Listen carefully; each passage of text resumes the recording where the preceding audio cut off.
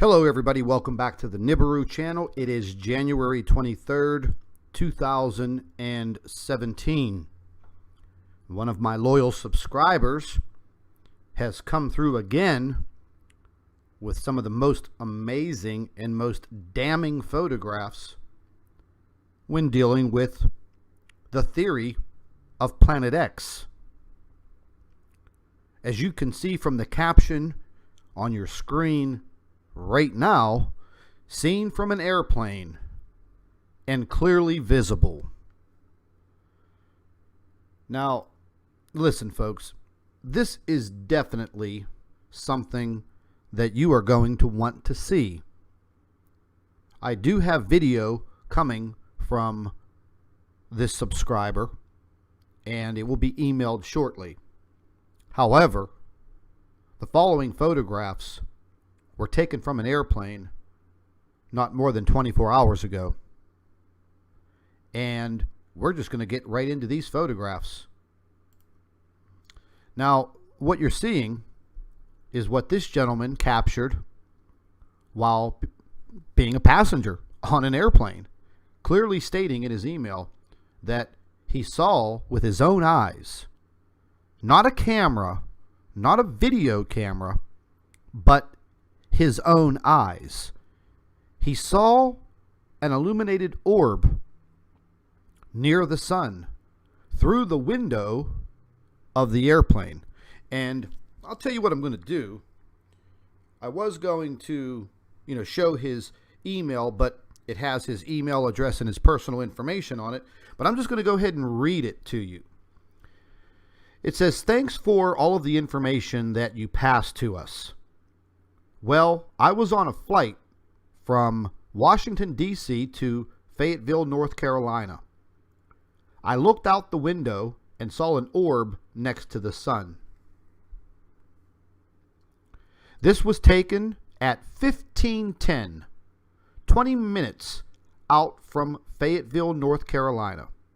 So I thought I could help pass this out, I thought you could help pass this out. I'm a big supporter of your channel."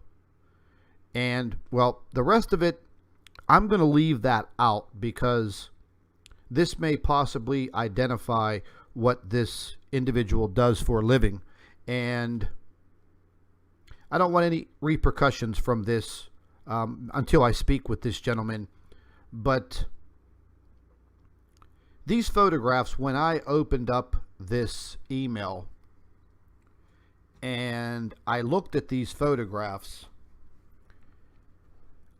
I was pretty blown away, pretty set back. And let's just zoom into this photograph. Let's just not mess around here.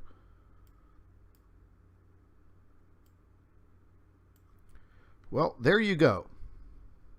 We're not faking these photographs. Let's zoom in even more. You can see a little bit of the object is not clearly visible, but the sun is definitely illuminating that object. And that object is behind the sun, off in the distance. This is not a camera anomaly. This is not atmospheric phenomenon. This is not a damn lens flare. Listen, ladies and gentlemen, I have been up since 1 o'clock in the morning today. I decided once again that I'm going to do some additional homework on lens flares in videos and cameras. I watched 13 videos from professional photographers, specifically talking about photographing in high sunlight or photographing the sun in general. And they showed numerous ways that you can do this. And then they talked about lens flares. Well, in all 13 of those videos that were produced by professional photographers around the world, not one of those videos showed anything like what you're seeing. And if you don't believe me, Just go to YouTube, type in the search section, lens flares. How to photograph the sun. And then at that point in time, after you do your research about, quote, lens flares, you're going to see very, very quickly that the people that sit there in the comment section of any of my videos and they cry like a little baby telling everyone else that these are lens flares. Well, folks, they don't have any other excuse to put out there. Now, the newest one coming out is these are created by a phenomenon called earthshine. Well, folks, I did 2 hours worth of reading on this, quote, earthshine phenomenon dealing with the moon, the sun, and the earth. And listen, it does not even come close to what we are looking at. So basically, someone with a little bit of a higher intelligence than maybe me and you on a certain subject may try to use fancy words to distract you and to belittle you. And if you let it happen, well, you just shouldn't. These photographs that you're looking at right now, and we'll flip to the next one, because this gentleman took a series of photographs, not just one, from an airplane. And these photographs are fresh off the press. This gentleman just took this flight yesterday, January 22nd. And there you go. There, what do you see? Let's zoom in. Let's not play around. Let's zoom straight in. Do you see a lens flare? I don't see any lens flare whatsoever. I actually see some cloud cover, very thin cloud cover. However, when you pan back from the photograph, wow, you could see the cloud canopy right here and some thinner clouds up above. So clear, you can see the propellers of the plane, the engine. I don't see any reflection, no reflection whatsoever coming from the window. And yes, I never advise taking photographs through glass. But when you're looking at not one, but 5 photographs taken at different intervals, all showing the same object in the same location during this very short time period. And the object doesn't move, folks. It's there. It compares to the photographs that I took over the last several days using this laser lens and my laser eye safety wear.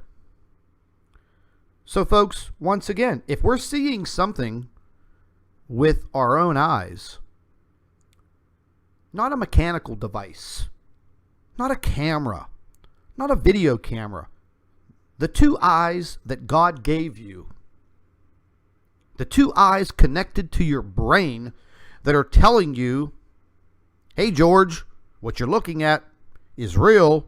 It's there. Your eyes are seeing it. Now the brain is computing it. Pick up your camera. Take a picture of it quickly. Document it.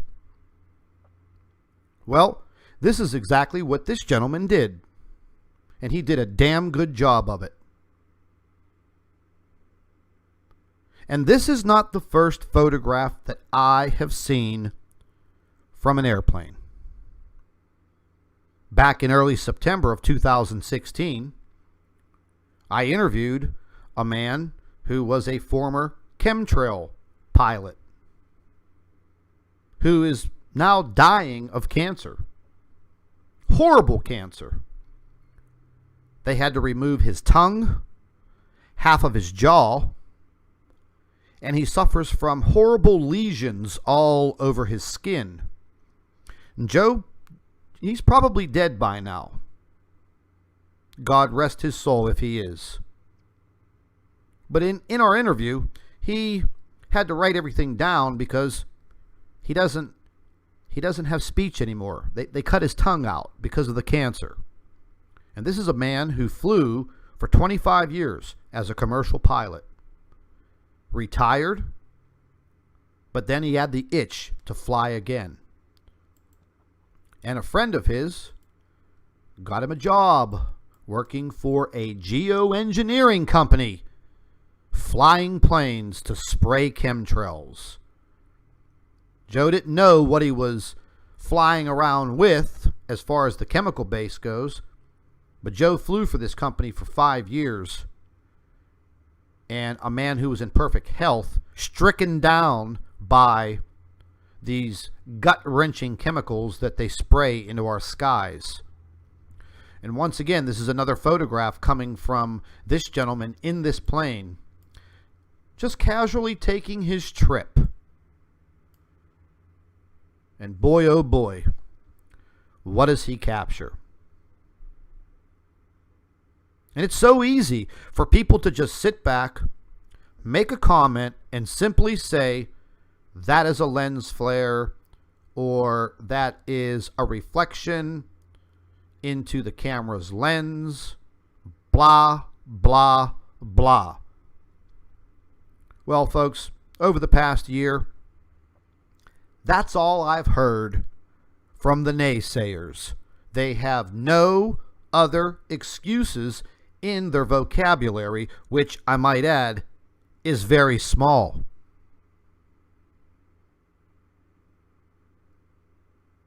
Now, Joe, the gentleman that I was referring to, shared photographs with me from the cockpit of the chemtrail airplane that he was flying. Multiple photographs on a clear day showing exactly what you are looking at now. I did a video about it. Go back through my videos back to, I think it was about September of 2016. Watch the video.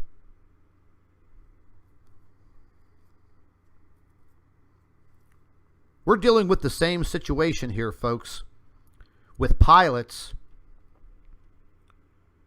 that are basically under the gun when it comes to seeing UFOs and other things in the skies. They're not going to say anything because these pilots will be grounded immediately and defamed. Joe told me several times that he was debriefed by the United States Air Force on things that he saw in the sky and noted in his log.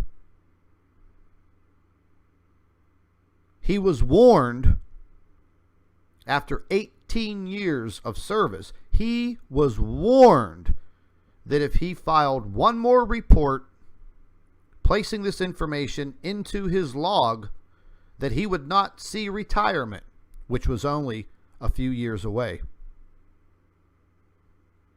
So you can see clearly how these individuals can get to you very, very quickly. They will blackmail you. They will threaten you, because the bottom line is they don't want the truth out there, because they will lose control over the people, me and you. And we outnumber them. They may have sophisticated weapons, but we have the numbers. And as time goes on, more and more people are going to discover what is going on in our solar system, in our skies, what is happening to our Earth.